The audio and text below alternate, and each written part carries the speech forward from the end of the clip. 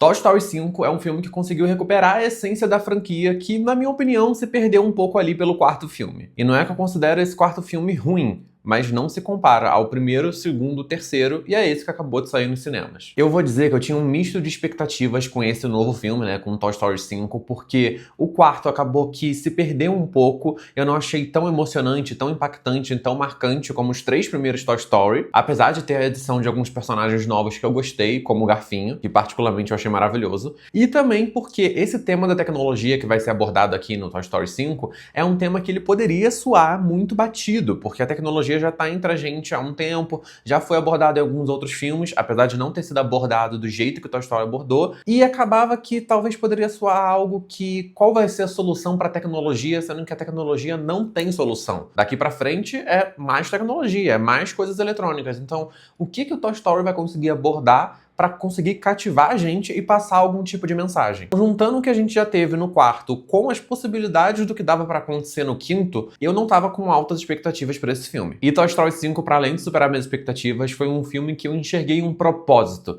Eu enxerguei que ele vem com uma mensagem para fazer a gente refletir, a gente pensar e principalmente a família, né? Os pais com os filhos. Algo que eu não vejo tanto acontecer em alguns filmes recentes na Disney e algo que eu acredito que aqui pode ter uma mudança real, pode ter uma reflexão real acontecendo. Porque o filme, ele não te obriga, ele não traz a tecnologia como algo extremamente do mal, ele não faz um filme que é puro didático, onde o tempo todo tá querendo te ensinar algo ou tá querendo te impor algo, mas quando o filme acaba, você repensa a forma como você cria os seus filhos ou a forma como você mesmo faz o uso da própria tecnologia. E querendo ou não, é algo que tá presente na maioria das famílias que vai sentar no cinema para assistir esse filme. É impossível você não se identificar ou você não enxergar alguém à sua volta que vive desse jeito. Porque para dar um pouco do contexto da sinopse, basicamente aqui nesse filme a gente começa a ver que os brinquedos começam a ser substituídos pela tecnologia. Então todos os brinquedos ali principais que a gente já conhece desde o primeiro filme, mas principalmente a Jessie, que acabou virando a protagonista do Toy Story 5, ela começa a perceber que ela tem que fazer algo, porque senão o iPad, né, o Lilypad, que acabou de chegar na mão da sua dona, vai dominar tudo. Todos os brinquedos pararam de ser usados e aí ela tem que fazer alguma coisa para conseguir fazer com que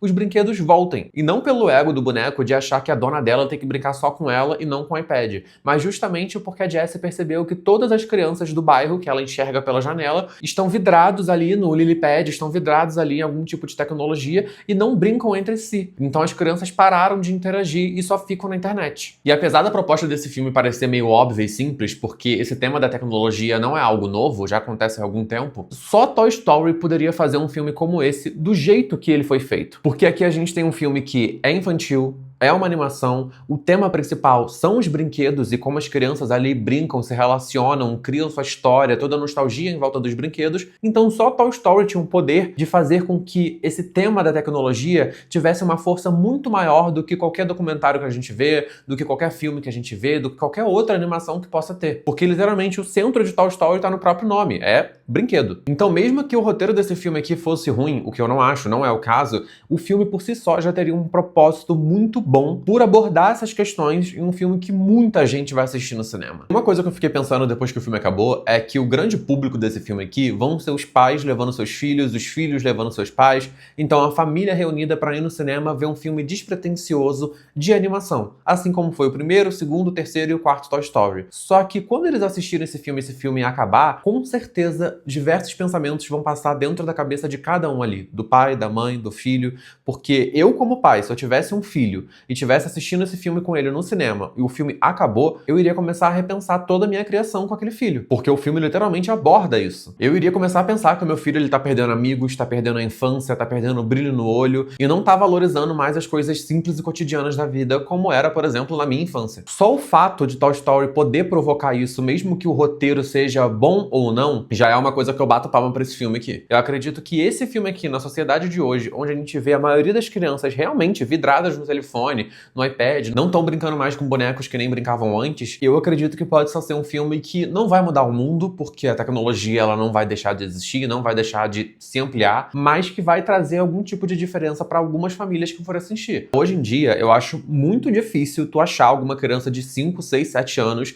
que já não tenha uma conta no TikTok ou no Instagram, que já não acompanhe algum influenciador voltado para o público infantil, que faz show, que faz peça, que faz isso, que vende produto. É muito difícil essas crianças crianças não saberem todos os memes da internet, o Six Seven, as dancinhas, já tá fazendo dancinha nas redes sociais. É muito difícil as crianças estarem fora das redes. O ponto forte desse filme é conseguir trazer esse tema de uma forma muito suave, sutil, divertida, engraçada, que vai emocionar, que você não percebe o que tá acontecendo na tela até você se identificar e ver que isso acontece dentro da sua própria família, e tudo isso embalado em mais um filme do Toy Story que vai fazer muito sucesso. Isso eu achei maravilhoso. E já me adiantando um pouco pro Oscar do ano que vem, eu acredito que os outros estúdios vão ter que se puxar muito pra fazer uma animação à altura, porque por mais que lance uma animação melhor, pode ser que tenha alguma outra animação que eu prefira concorrendo ao Oscar do ano que vem, vai ser muito difícil derrotar Toy Story. Acaba que a categoria de melhor animação lá em 2027 já é a categoria mais fácil da gente prever no Oscar. Mas agora eu vou sair um pouco do roteiro dessa parte de tecnologia pra entrar num ponto que não gostei tanto no filme, me causou um sentimento misto também,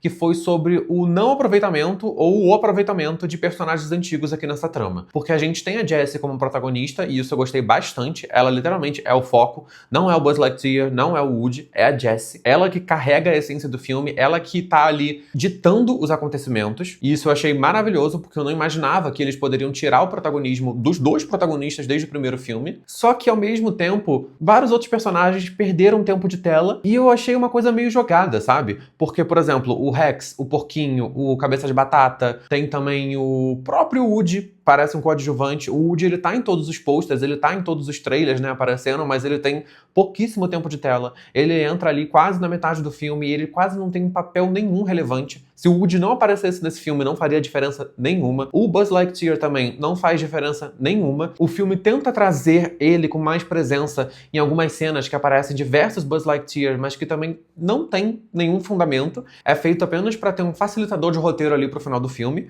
porque sem muitos spoilers, é a primeira cena do filme, a gente vê que diversos Buzz Lightyear estão meio que jogados na praia ali, né, como se tivesse descartado mesmo os brinquedos. E aí a gente vai entendendo o que esses Buzz Lightyear vão fazer. Eles vão se reunir para ir até algum lugar, a gente não sabe para onde eles vão e o que eles querem fazer. Só que no fim das contas, toda essa trama dos Buzz Lightyears é meio inútil, é para encher linguiça, é para ter mais tempo de tela ali pro personagem, e realmente só funciona como uma forma de você facilitar a resolução do final ali do filme. Que aí eu não vou dar spoiler, mas vocês vão entender o porquê o uso deles. Só que é isso. Se o Buzz Lightyear, se o Woody tivesse saído de cena, não faria diferença nenhuma, não faria falta nenhuma nesse filme. É realmente quase como se fosse um spin-off da Jessie, né? Um novo filme focado na Jessie e não um Toy Story 5, sabe? Porque o Woody e o Buzz Lightyear são coadjuvantes, mas tem um pouco mais de tempo de tela. Agora, os que eu citei, né? O Porquinho, o Rex e todos os que eram marcantes nos outros filmes, eles têm no máximo 2 falas e no máximo 2 minutos de tela. E eles funcionam mais pra poder preencher o cenário ali. Tipo, a Jessie tá em pé com vários brinquedos no fundo, então o Rex tá em pé ali no fundo. Ele tem uma cena ou outra onde ele aparece e ele fala, mas basicamente ele serve como cenário. Então o uso desses personagens foi mais pra poder dizer que tem a nostalgia completa. Você tá reassistindo os mesmos personagens que você viu lá no Toy Story 1 em 1900 e bolinha. E é claro que isso não torna o filme ruim, não estraga a minha experiência, mas deixa um sentimento agridoce. Então é por isso que pra mim Toy Story 5 é um filme 3 estrelas e meia. Um filme que eu curti bastante, eu levaria mais gente pra assistir, levaria a família justamente por causa do tema, e também dá a possibilidade da franquia continuar caso traga outros temas relevantes. Até porque tem uma chance grande da gente ter um Toy Story 6 e não ter um tema forte como foi nesse Toy Story 5. E acabar se tornando um filme meio razoável, mediano, quase indo pro ruim, como foi no 4, que lançou há alguns anos. Então, se você gostou desse vídeo, não esquece de curtir e me seguir para poder acompanhar as próximas análises que eu tô trazendo aqui a cada semana. É isso, e até a próxima.